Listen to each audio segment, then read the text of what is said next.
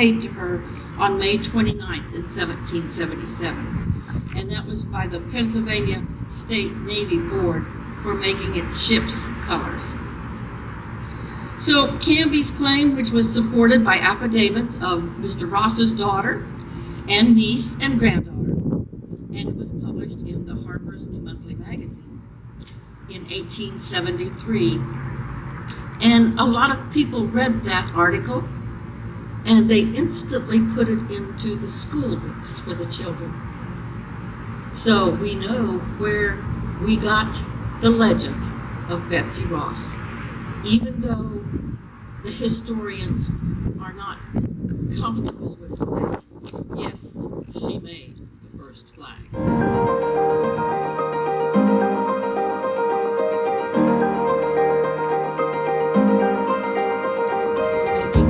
And they said, we're storytellers.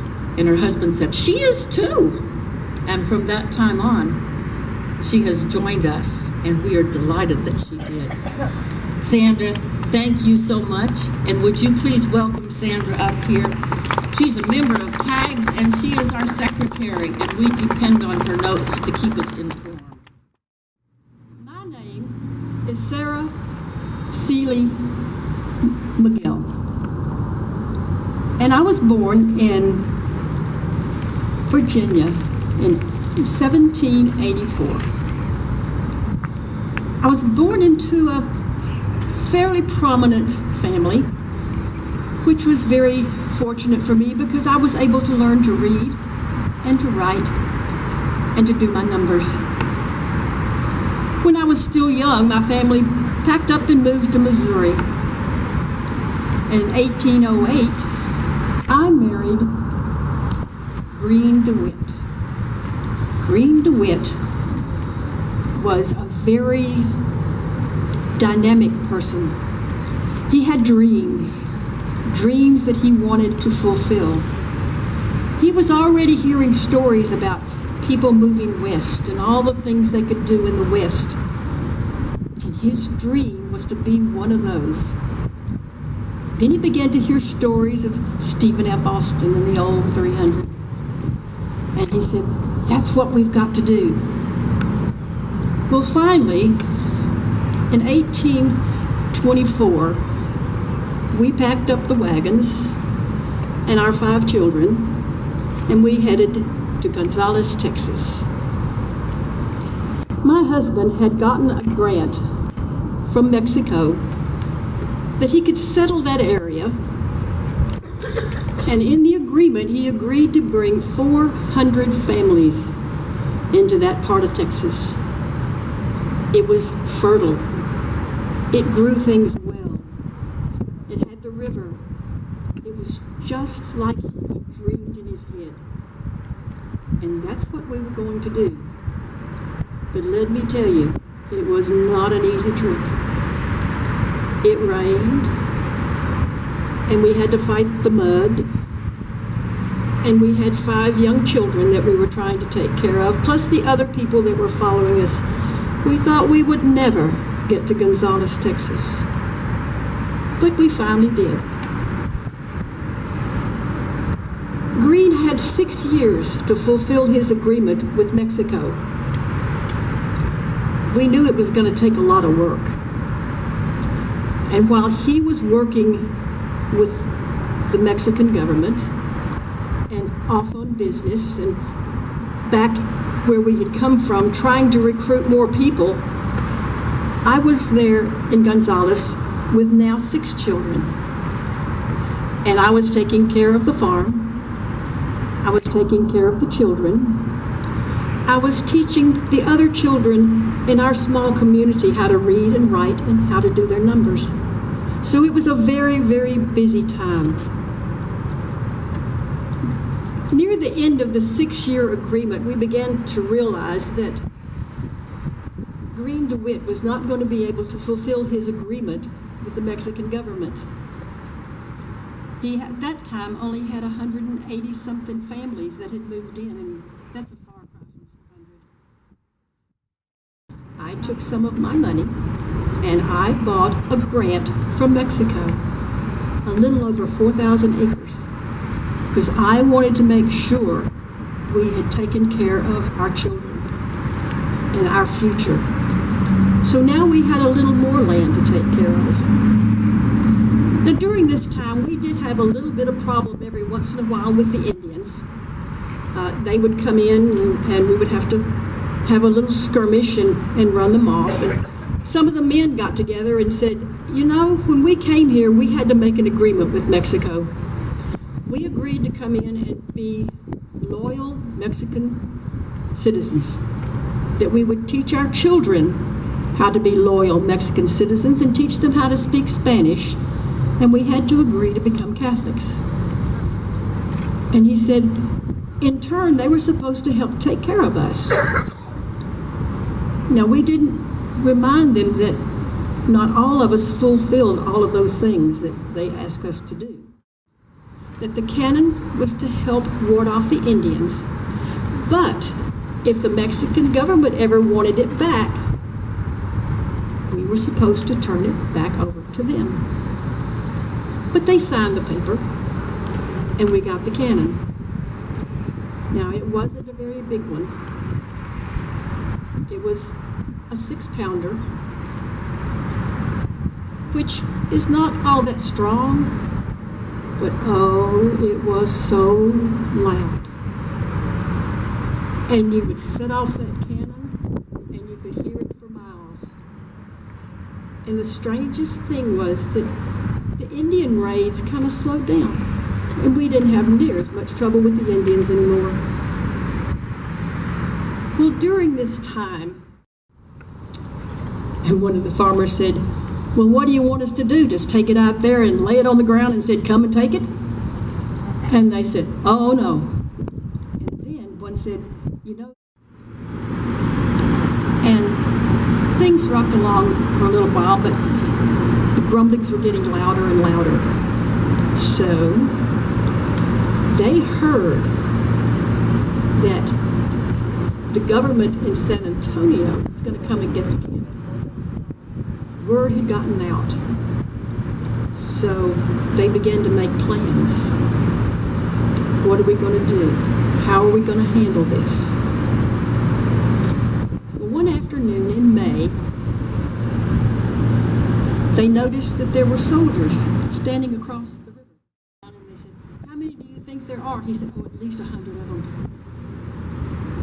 By that time, word had gotten around, and we had men coming in from everywhere, and we had more than the Mexican soldiers. But it was getting dark, and at 4 o'clock, after 4 o'clock, and they realized that the mayor had not returned yet, somebody said, oh, they're moving. Just that. They're going downriver. And somebody said, they're going down to the Simmons place. That's where the river is the most shallow. They'll be able to cross down there. And they said, oh, we can't have that. And in the meantime, they had dug up the cannon out of the peach orchard and had it ready to go. So they called and said, John, this is your property they're going to. It's getting dark, and you can see the fog rolling in. You gotta lead us down there so we're there first. So, in the middle of the night, with the cannon, they went down the side of the river and were sitting there waiting the next morning. The soldiers had no idea they were there because of the dark and the fog. But they came to the riverbank the next morning, and there stood the Texans with all their rifles showing and their cannon right in front. And the question was, is your mayor back yet? No. Then we need the cannon. And he said, since the mayor is not here, then my only choice is to give you my answer that we have all decided on. And he gave a whole nice short speech. We are not returning the cannon. It's our cannon. We use it. And if you want it, you're going to have to come and take it. and then they let it blow. And it made so much noise. The Mexican soldiers were not prepared for that. They didn't come prepared for a fight. They just wanted the cannon. So when it went off, they turned and ran. But before they left the night before, the women and I, being very hardy settlers, if you want to call us that, could not stand by and do nothing. We just couldn't. We had to do something more besides give them coffee. So we decided the best thing we could do was give them something to rally them up. But having not much to go with, we got to thinking, what can we do? My daughter Naomi had a beautiful white wedding dress that she had used at her wedding. There they were, with their flag, the Come and Take It flag of Texas.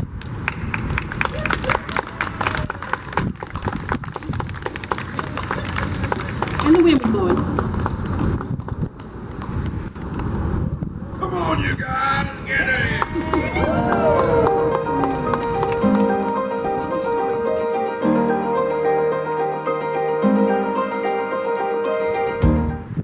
Didn't have it exactly like I'm going to tell you it could have, and I think it should have. But first, you hear these legal instructions.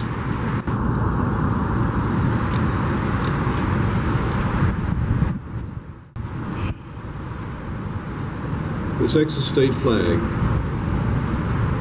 shall be posted permanently above both doors of the Texas state capitol, alone at the north door, and under the U.S. flag at the south door, with the exception being if the flags are at half-mast or if the POW-MIA flag is being flown with the U.S. flag, in which event the Texas flag shall only fly at the north door. How's your sense of direction? The south door overlooks and opens its great, magnificent lawn. People gather to protest, people gather to praise. The north entrance to the state capitol opens itself to downtown Austin. It looks toward the promised land of UT.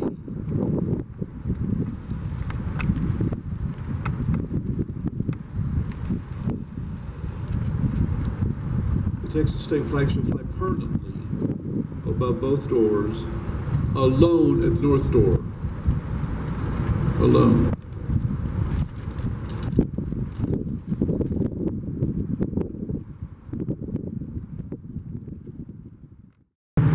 What are they?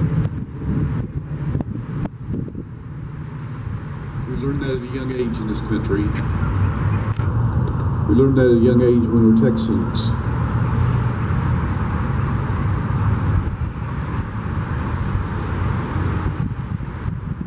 Mr. Joseph's third grade class was making its annual trip to the Capitol. They'd been given instructions before they got off the bus. They knew the quiet sign. They knew that they would be tested on what they learned. Mr. Joseph gathered them on the sidewalk in front of that north entrance and pointed up to where a lone star flew. And he said, "Boys and girls, tell me, what colors do you see so true? Red, white, and..." But do you know what they mean, what they stand for? And the little minds whirred and the little minds clicked, but none of them knew the answer. Until one of them began to guess, and guessed well, and launched a groundswell of answers and responses. Red is for bravery, because Texans have always been brave. And the teacher acknowledged the child that boldly said that. So what are some of the kind of things that we'd be afraid of if we're Texans, and where do we need our bravery? And one by one the children begin to speak. We need to be free to walk in that north door and to walk out again, knowing that we've made life better for people. How's that for a third grader? Boy, there are times that you already did to be brave. One little boy said, when the ice belt slips and the polar air brings ice and takes away our power, and it's dark, we'll be scared of the dark and scared that we don't have any power. Someone else answer the question, please. Little boy said, I'm scared at night when mommy's not home yet that she's not going to come home for work because mommy's a policewoman and people don't like the police. Another one chimed in, speaking from the grief that has been sick at my house. And Mr. Joseph took a few moments right then and right there to let the children talk and share their understanding of where these colors came from and what they mean day to day. The children have much more to say about being brave because they knew something of courage. And they knew it because Mr. Joseph had told stories like the Come and Take It flag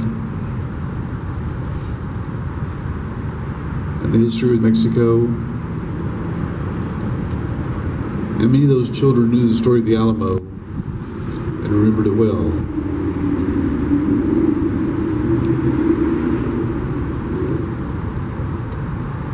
The children entered the Capitol through that north door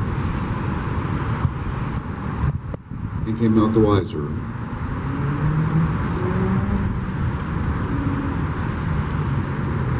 And one little boy pointed out as they walked out the door, look, Lone Star's waving goodbye.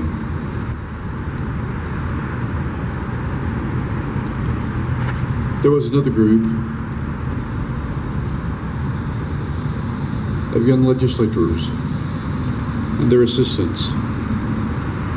At the start of the new legislative year, had gathered around the north door to have their opening go-get-em speech, to hear from the Capitol leadership. He pointed to the Lone Star flying boldly in his place. Who can tell me what the colors are? And almost like we did a moment ago, with voices in unison, they said, red, white, and... Well, what does white mean?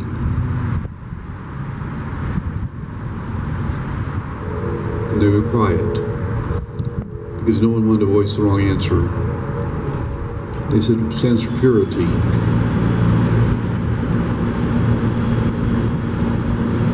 For purity. What does that mean practically? These standards of Texans are going to govern our state. And see that there's food on the plates and money in the bank, and always a God in heaven to say thanks. Purity. At the end of that first day, they came out the north door. Some were humbled for in awe and majesty that building was built, and over the north entrance Lone Star continued to fly and always would. A purity of purpose. But that flag waves in spite of and because of, and always represents the best that we are, the best that we can be.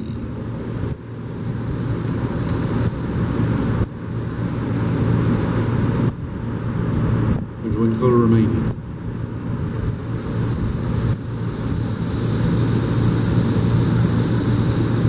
The small bus pulled up in the circular drive. It offloaded the walkers because they made it here to this place. And the guide from the retirement facility said, I want you to notice what's flying over the north door. Well, it's Old Lone Star. And many of you grew up in Texas. The rest of you got here as quickly as you could. What colors do you see? Like the groups before them, that responded almost in unison saying, red, white, and blue. What do you know about what's true about the blue? What does it represent?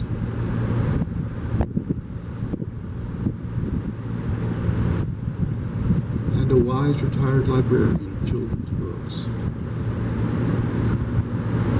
said it means loyalty. The blue and Lone Star means commitment. It means promise.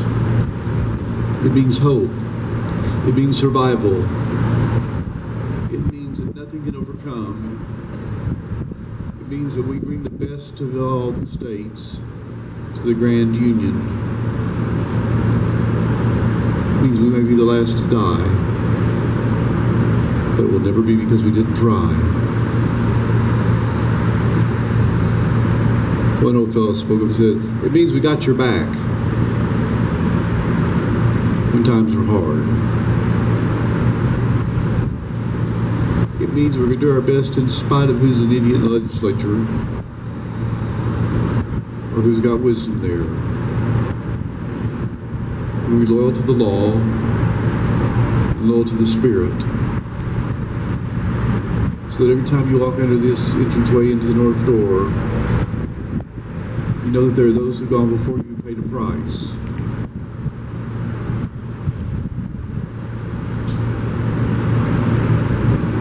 And for some reason, at that moment, it was like an internal switch had been flipped. And a lone voice began to sing, the eyes of Texas are upon all the livelong days. And the volume never rose, it just got through the verse. Even as close as they were, they forgot that the 40 acres was just behind them. They didn't sing it for the university, they sang it for Texas. That the loyalty blue of the old Lone Star was a commitment to hold each other and take us far. It's not a political coincidence or chance that space flight is directed from Houston, Texas.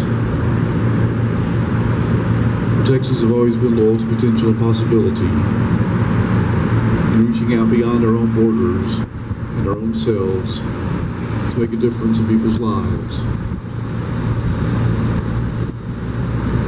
They were treated like VIPs that day. And even though they lived in the same facility, many of them for years, they became faster friends. As they walked out the north door, they paused and looked up at Old Lone Star blowing there in the wind.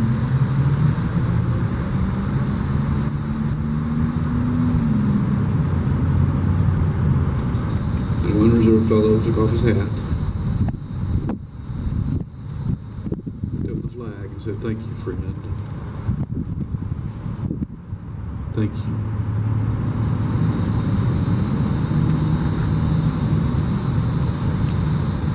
There are more stories about the North Door that we could tell in one night.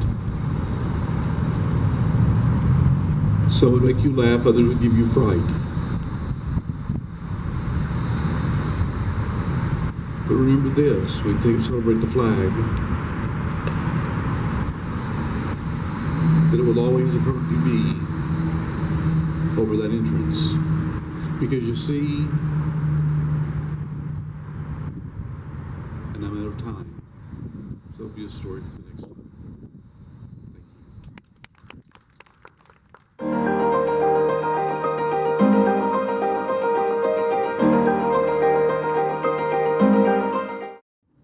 Thank you. So you address her as Madam Director, because that's what we call our board members. And I want you to give her a big hand. Oh, she came from Belize last night, if I'm remembering her schedule correctly. She went down there years ago from Oklahoma to Belize, found a husband, came back, served as a librarian at the Fort Worth Public Library, children's librarian, retired, and jumped right back into traveling to Belize to see family. And she made it back in time to tell you this story. Welcome, Jackie, up here.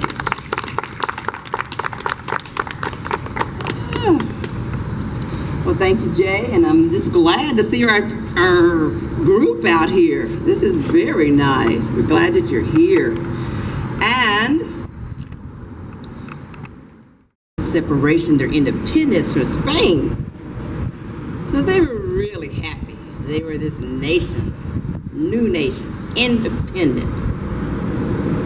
Because it's in every good picture of lemonade, there could be a fly. In the nation of Mexico, there were 3 states that decided they wanted to be independent from Mexico. And any of our Spanish speakers, I ask your forgiveness. I am not fluent in Spanish, but I'm going to try some of these words just to go along with the story. There was the state of Nuevo Leon, and there was Coahuila and Tamaulipas. Those 3 states decided that they wanted to be a nation of their own. They didn't find that many. After skirming and looking and scavenging for a year, they had 400. There was a loyal Colonel, Samuel Jordan. He was a Texan. And the commander-in-chief of the new nation was Canales, C-A-N-A-L-E-S, Canales. And so Samuel and General Canales were getting together to make up this army, and they decided that, they really needed more people. So Samuel Jordan said, hey, why don't you go over to Texan side and get some volunteers? Because all they had is pay the people that were in the army for the Rio Grande was some stuff from the convent and the church. They were just trying to get something together to give them, and that really wasn't enticing. Stronger than them. So Samuel went his way and he went on back to Texaco. Well, the president of Rio Grande decided he would take his little council and go to Victoria, Texas, for safety. 340 people fighting in a war. All right. So he goes over to Victoria, Texas.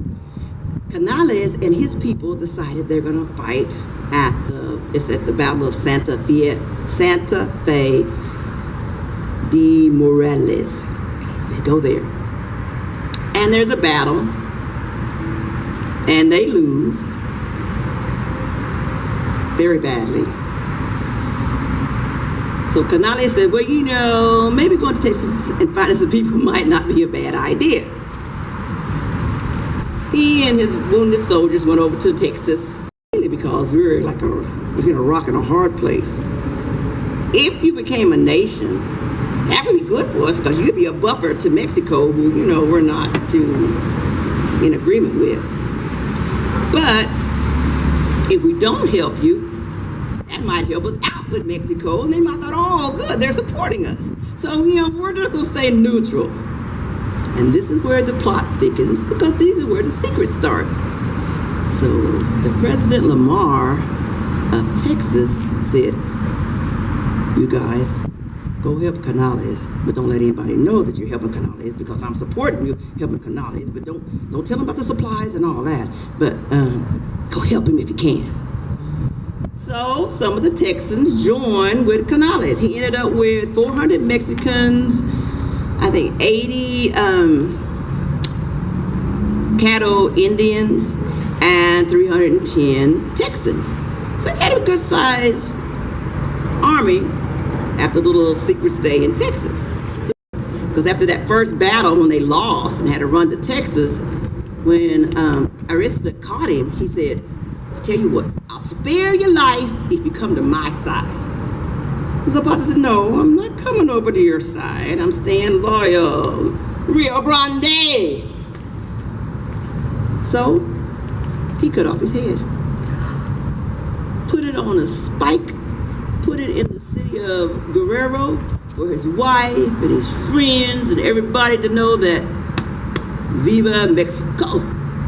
So they were really, really supportive of Canales when he took back Guerrero and Laredo and Mier and all of those.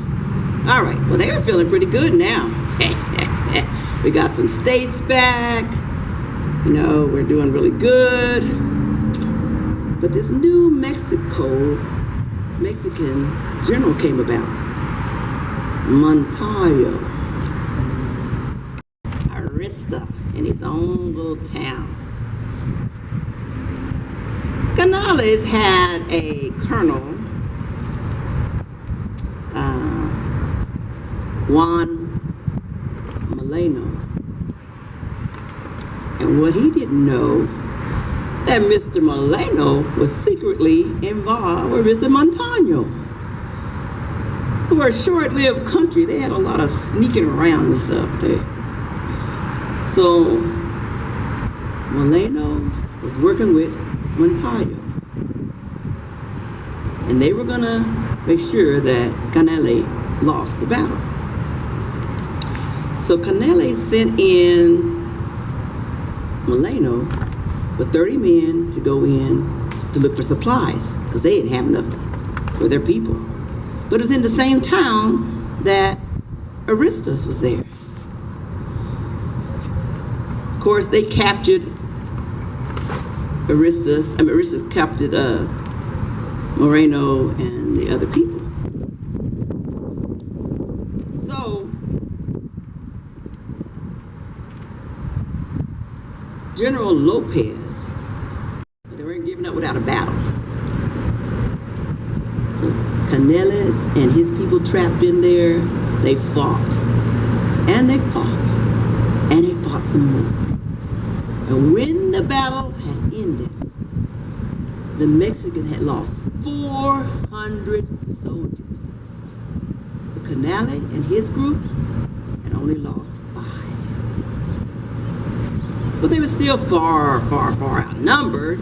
I mean, there was no retaliation even against 1,400 soldiers. So Canale, he secretly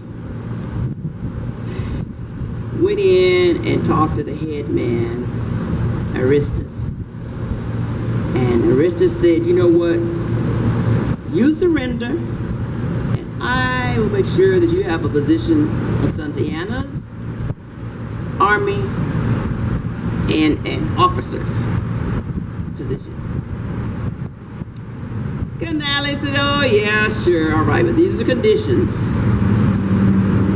None of my soldiers are going to be punished. None of them will be taken as prisoners." The history of the battles there, and they have their beautiful flag there. And they state that there are 7 flags over Texas.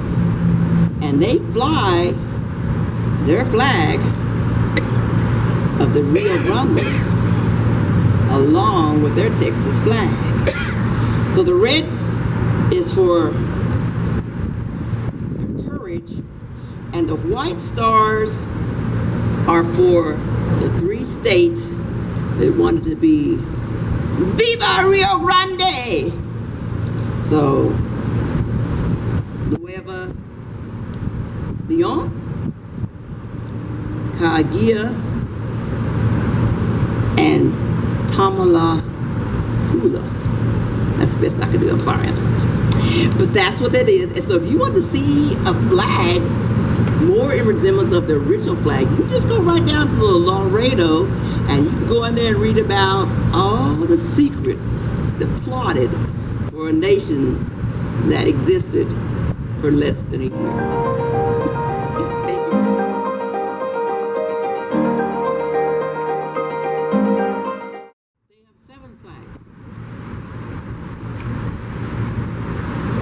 Thank you, Jackie. Let's give Jackie a big hand. Okay, so we got through, that's about 1840, I think is what that year was that they rebelled. And it's nice to know more people want some freedom, more than just people here in the United States. I think we all would like it, and they worked hard to get it, though they had to make some compromises in the end.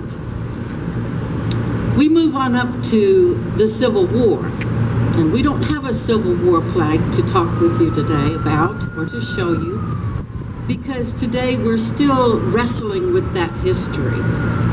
But after the Civil War, the American flag became much more popular. Before, it had flown on ships, on public buildings, and other, in the Army, the marching guys and all that stuff, in very official places. But after the Civil War, or during the Civil War, the stars and the bars began being flown in individuals' houses. They were supporting the Northern cause and the unity of, at that time, however many states we had at that time. So that was sort of a breakdown from making it so up here where we couldn't get our hands on it to down here where everybody can have a flag and we want to show it. Why do we even have flags? Okay, we put a flag on the moon. As most discoverers of new land, of what we thought was new land, did. Columbus put a Spanish flag, I believe, on Hispaniola. We put flags on ships so we know what country they belong to. And there's that rebel flag. Everybody know what it is? That black skull and crossbones?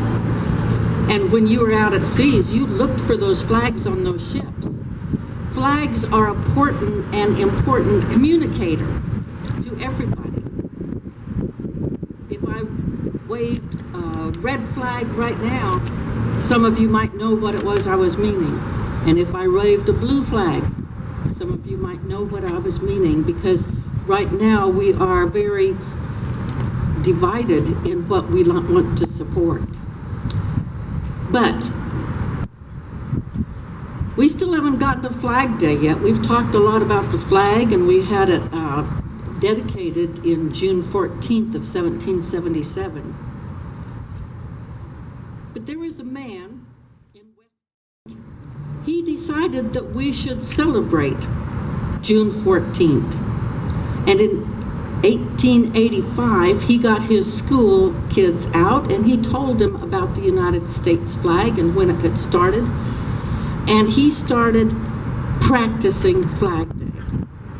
Now, as a lot of teachers do, sometimes they leave that teaching profession, and he became a dentist. He went to school in Chicago.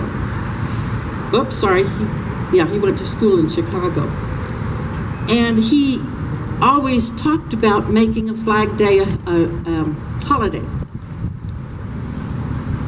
It was a long time before he did, but when he got to Chicago in 1886, he wrote an article entitled The 14th of June, and it was published in the Chicago newspaper.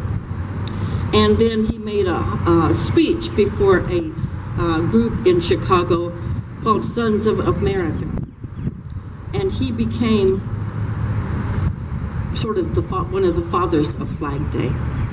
Now, he wasn't the only one, but you know what? We didn't have the internet at that time. So all over the different states, people were recognizing our flag and how it needed to be recognized, and the creation of it was really important. So Sigram became the president of the American Flag Day Association. And, like I said, allegiance to the flag. Not until 1891. And then she had her first ceremony for Flag Day on that June 14th. There was another lady that went on. There's a lot of people that moved us along it was a descendant of Benjamin Franklin in Pennsylvania. And in Pennsylvania, it became the first state to have the legal holiday to fly the flag in all public buildings. Okay? In western Pennsylvania, He also founded American Flag Day Association. And the only reason I'm going through all this is it wasn't just a movement that said, June 14th is going to become Flag Day. Boom! And it was done. It was over these 200 years that we've been around here as a country with the flag that represents us. Taft signed a executive order that for the first time clarified what the flag should look like. And I don't mean with the stripes and the stars, I mean with the size, and that the stars were really 5-pointed stars, not 6-pointed stars. That was Taft. In 1913, during a silk strike, the guys that were striking, the leader asserted that someday all of the world's flags would be red, and it's the color of the working man's blood. Well, and then anyway, they go on. All the strikers that were striking, they said, we weave the flag, we live under the flag, we die under the flag, but we'll be darned if we starve under the flag. And so that was what they carried with them. Okay, rushing right along, I hate to give up on all this important information for y'all. It was President Woodrow Wilson in 1916, 100 years after, well, never mind, let me do that. He established June 14th as official Flag Day. Harry Truman in 1949 wanted to have a national Flag Day. It was after World War II, and along with the United Nations, we wanted a national Flag Day. But a lot of people didn't know about it. In the 1950s, when it seemed like Alaska would join our 48 states, there was one 17-year-old high school student. His name was Bob Helft. And he used his mother's sewing machine and the material, and he put together a flag for his history class. And he put 50 stars on there, saying that if Alaska becomes a state, I'm sure Hawaii will too. His teacher gave him a B-, but he also sent that flag that he had created to President Eisenhower. And pretty soon, President Eisenhower selected his design. And on July 4th, 1960, the president and high school student Bob Heft raised the first flag with 50 stars in it. And watched the news and saw the protests and heard the sides of the flag of the people that said, man, they're desecrating the United States flag. That should be punishable. And they passed a law that said it was punishable, that no one could burn a flag. And it took, I think it was 20 years later. 20 years later, the Supreme Court ruled that we could not say that because it disrupted the First Amendment rights. And so we are free to protest, as we still do today. Not necessarily by burning the flag, but we are still free to protest what we believe in or what we don't believe in. Okay, just one more thing. June 14th is also the date for an annual anniversary of the Bear Flag Revolt. We heard about the Rio Grande Revolt. I'd never heard about the Bear Flag Revolt, but it happened in June 14th, 1846, when a whole bunch of settlers out in California and mountain men, they arrested a Mexican general in Sonoma, and they declared the Bear Flag Republic of California.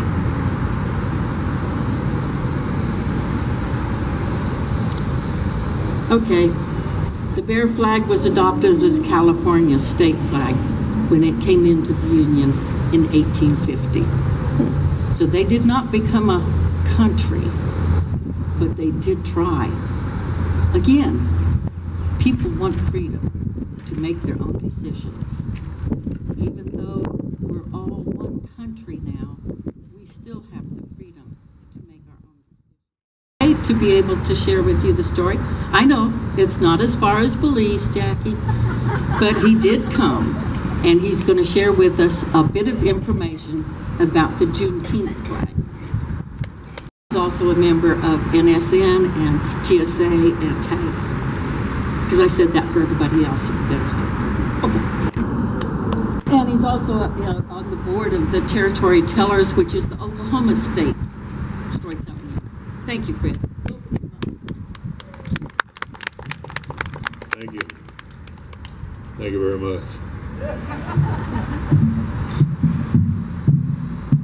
All right, we're going to get it right here in a minute. She kind of walked on me because I was going to tell you all that. I got a call from DC a few minutes ago, just before we got here, and I want to bring you up to date. He was supposed to have surgery about 6 weeks ago, and things came up and he couldn't. He needed the money before the surgery, and so they put him off until actually last Monday, and then last Monday they said, we can't get to you until Friday. And remember, I was rather impressed with it, and then I'll tell you why.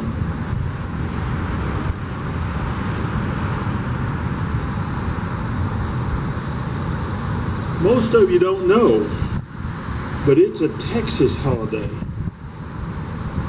Primarily because it happened in Galveston.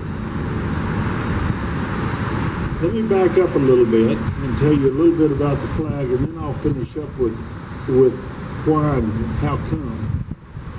The flag is a blue field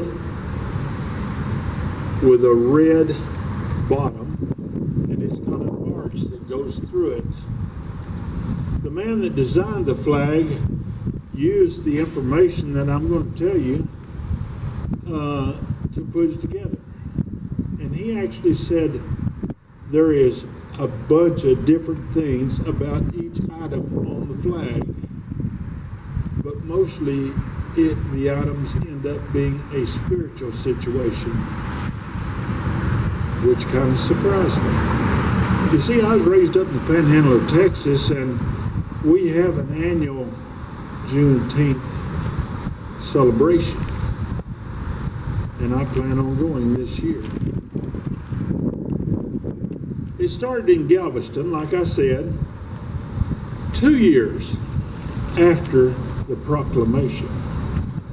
A general came back into Galveston and told the story, and told the folks there that they had been freed, that the Emancipation Proclamation had been written. And so, in doing so, they decided it was quite a celebration, but it happened 2 years after the fact.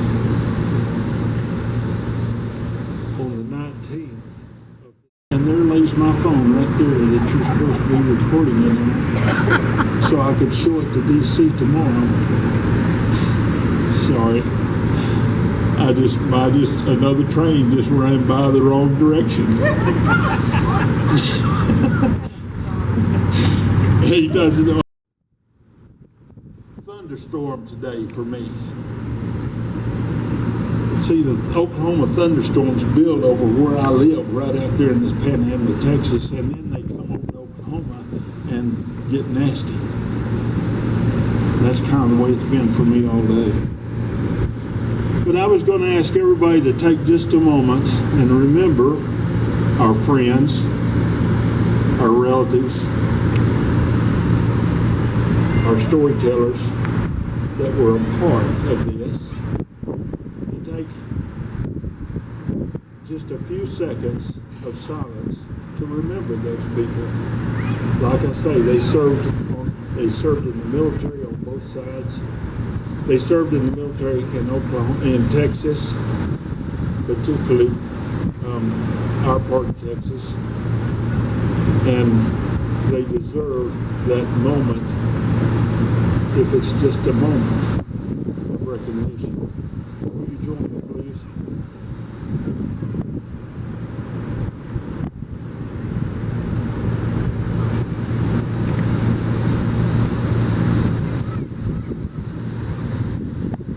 Thank you.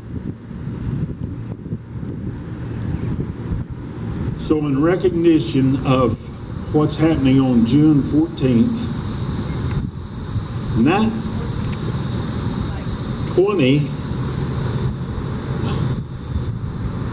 2021, it will be Saturday week, I believe it is, June the 19th, and we will celebrate the general coming into Galveston and announcing that they are now free. So that's where we get all this information about Juneteenth. And it's really, it has been really a eye-opener for me, even though I knew about it, about most of that. And we ought to remember those folks just like we remember everybody else. They too fought in the Revolution. I realized that one man that had been a slave was released at the Alamo, and he was one of them that survived the Alamo without being shot. But he had been a slave once before. So he and they perpetuate the stories that happen in Texas.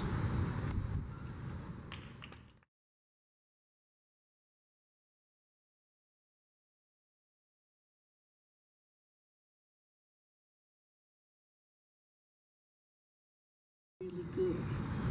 I think we covered it well. I think we made it entertaining in a more serious kind of way, not a laugh roll on the floor kind of way. Okay. The last thing that I wanted to do, and why Fred came, not to substitute for DC, but Fred has worked with 4-H for over 40 years as an adult sponsor and workshop leader, and he has led many different workshops, day-long workshops, so excuse us if we're taking just a little bit of time, Fred. Day-long workshops on the etiquette and the rules about the American flag and how you treat it and what you do with it. And as we drove down here, he pointed out a lot of them that were what he called illegal, because maybe we don't know the rules that belong to our American flag. National leader this year. So, and it happened about this time of the year. So, on top of that, y'all get to help me celebrate that. I had a 4-H leader that she said, I need somebody to go down and haul kids down to beef science. It was sponsored by R.J. Reynolds Tobacco Company. Well, then the next year, they kicked R.J. Reynolds down to the floor, and they couldn't sponsor us anymore. At any rate, that's another story too. Headquarters of 4-H, and in Chevy Chase, Maryland, and she came and did a workshop. She is 94 years old and she was celebrating like 81 years with 4-H, but she did this every year. So she called me up, and I think it's because I was the biggest man on campus, but she said, what's your name? And I said, Fred. She said, did you ever have a pet? And I said, yes, I did. What was its name? And I said, Boots. And she said, "Did you like your dog?" And I said, "Yes, I did." Said, "What happened?" And I said, "He was poisoned and died." And she said, "That's not too bad." And I said, "No, I'm kind of used to it now." She said, "Fred, have you ever given a speech before?" And I said, "Well, kinda." As a 9-year-old? And I said, "No." She said, "You were only 9 and you just gave me a speech." Believe it or not, it's considerably different now than it was then. Somebody's already told you that the flag has gone through a quantity of changes and what we could do and what we couldn't do. So I'm going to attempt to do that. As a matter of fact, I've done it about between 30 and 50 times. I don't know exactly how many, all over the southern United States, of the 13 southern region. So a lot of this is the new stuff, and a lot of it is even older than that.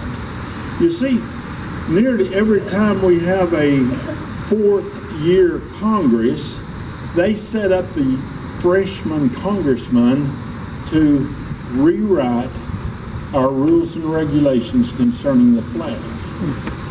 A lot of them never have changed, but as it was said, it went all the way back to Mr. Taft and even farther back than that. But it was about, as I remember it, it was the Vietnam War that caused a bunch of it to come out, because they made it illegal to burn the flag at that time. However, we're going to talk about burning the flag tonight. You were given a flag, and I had a flag that I was bringing that I had worked on to show you how to do it. And it's in my garage in Panhandle, Texas. I think it's just across the street from the racetrack where I left my papers. I'm not sure. But we're going to tell you a few things about flag etiquette that you may or may not know. The first one that I remember came out of the Vietnam situation, and it said that a flag could not touch the ground. Most of you remember that. If it touches the ground, it has to be destroyed. Well, about 5 sessions ago, they decided that that wasn't necessary to destroy the flag, so they rewrote that little piece. And the fact is that committee rewrites the rules nearly every year, and the new president, which is a freshman as well, usually signs an edict about it, approving it, so to speak. And sometimes he'll add a piece to it. But as we drove down today, we saw several violations. And some of you will recognize and some of them you won't. The rules and regulations now say that if a flag touches the ground, if it's soiled, it can be washed. If it's soiled beyond, then it should be destroyed. It goes on to say that torn or damaged or faded, it needs to be destroyed. Okay, I told you I was going to tell a story. About 15 years ago, no, been closer to 20 years ago now, I was visiting a friend in North Carolina. And we came up on a post office east of where she lived. She was a 4-H leader as well. And Whenever we got to the post office, the flag that was flying looked about like that.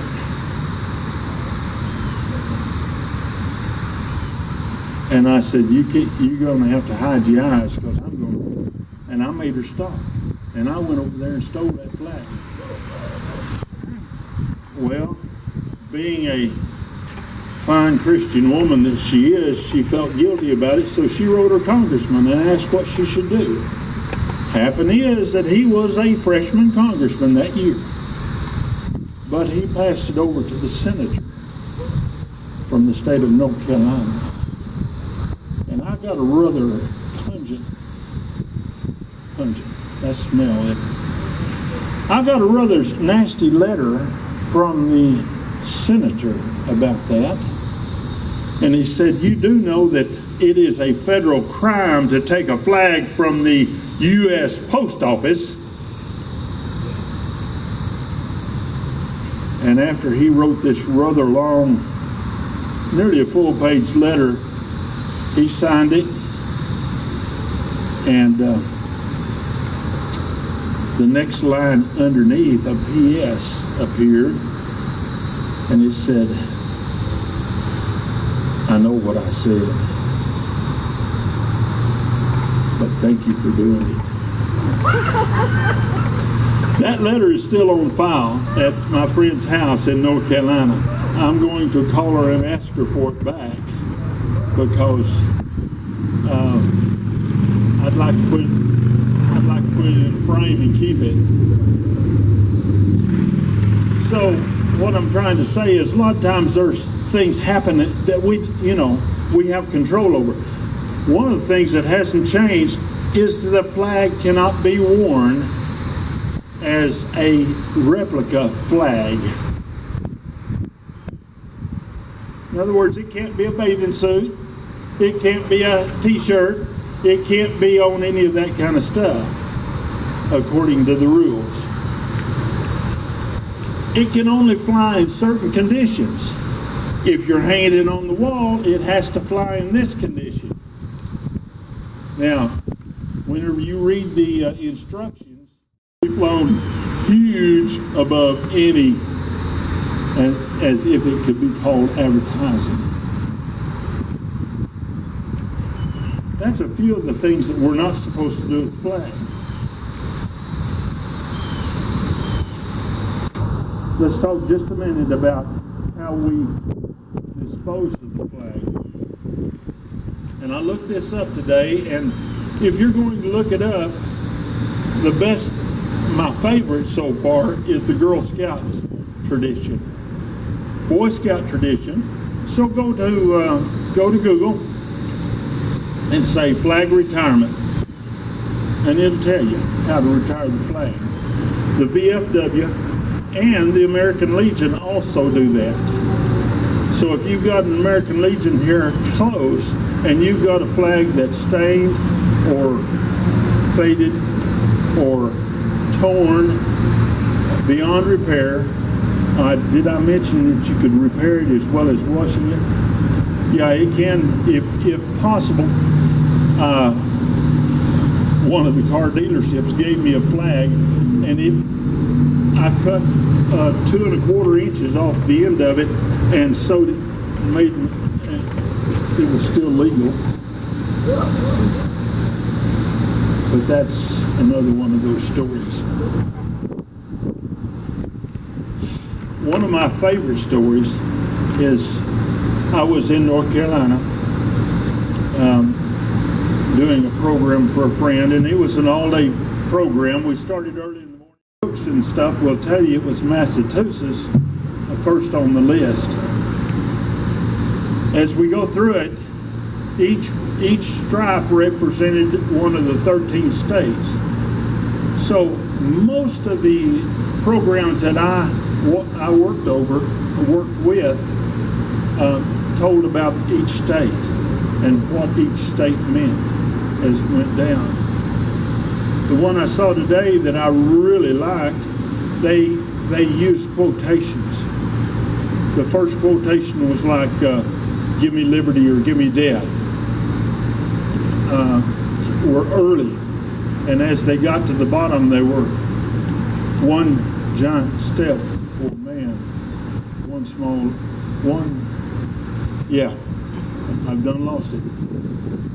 One giant leap for mankind. And I really liked it, and that's what I wanted to share with you tonight.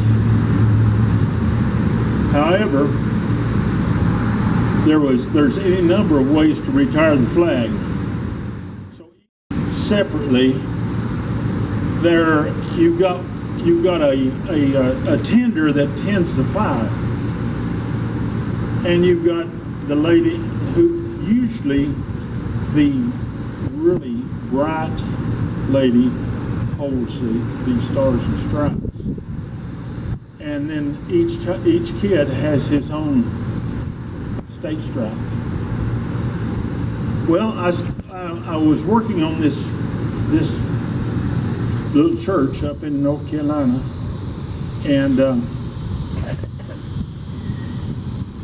I said, you know, what we really like to do is end with the tabs, because the flag is supposed to, we are actually retiring the flag, but you could call it a burial.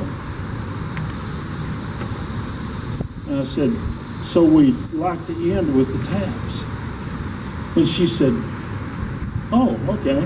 And so I went through another 25 or 30 minutes, and as I was in peace, and it was such a beautiful ceremony.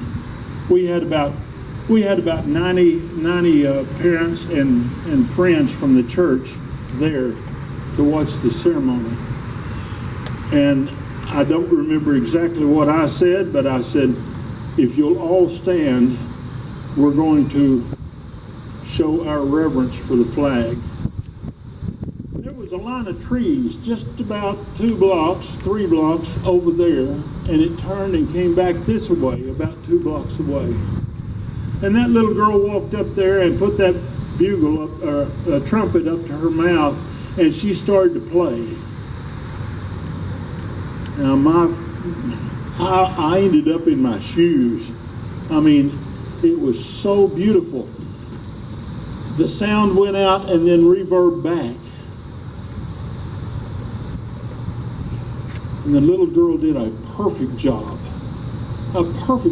for someone that didn't know 6 hours or 4 hours before that she even knew how to play that song. But it was such a moving situation by doing it. I've got about a dozen of those stories, because it seemed like nearly every time I have had one of these retirements, something happened that I did not expect. Go and look and find out who and what and where. There is a few places that you can go and get help, but it always needs to be retired as if we are buried. One more thing about that. We're in a no fire zone in the Panhandle, because we haven't had any water to speak of. Everything's getting brown. So, you really need a safety man, and I always had one with a bucket of water or a sprayer or something. But that night we had 2 boys from the fire department and fold the corners up and lay it over the fire. It's legal, and but it needs to be able to burn all the way down. So you need a fire tender to sit there and stir it, for lack of a better term. You let it die completely, and then tomorrow you go and pick up the flag, and you take the eyelets, and you usually give them to the youngest.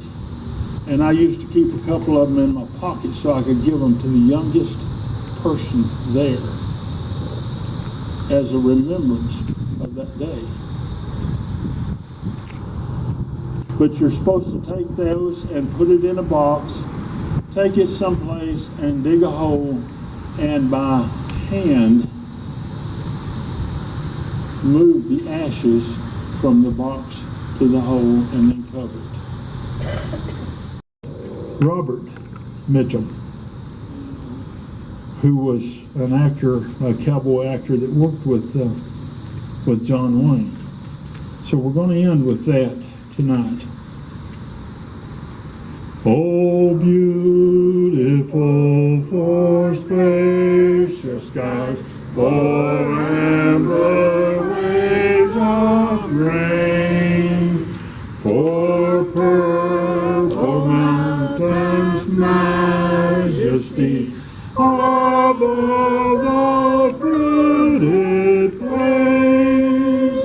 America, America, God shed His grace on thee, and crown thy good with brotherhood from sea to shining sea.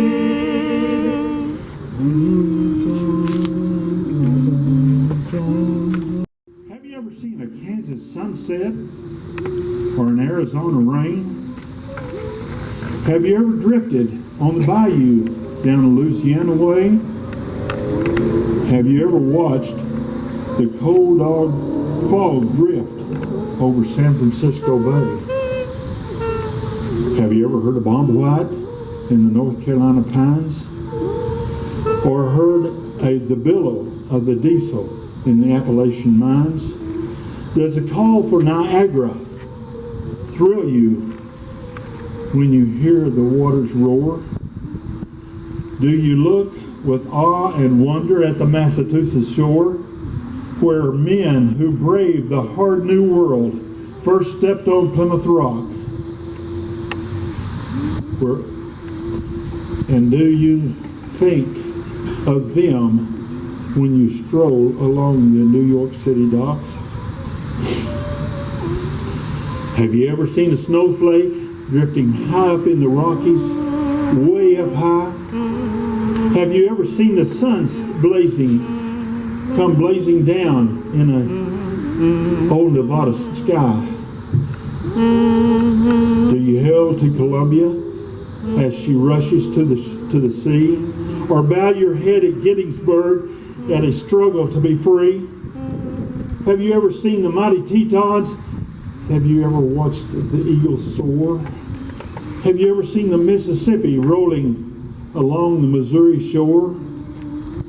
Have you ever felt the chill at Michigan on a cold wintry day? Her waters raging along the shore in a thunderous display.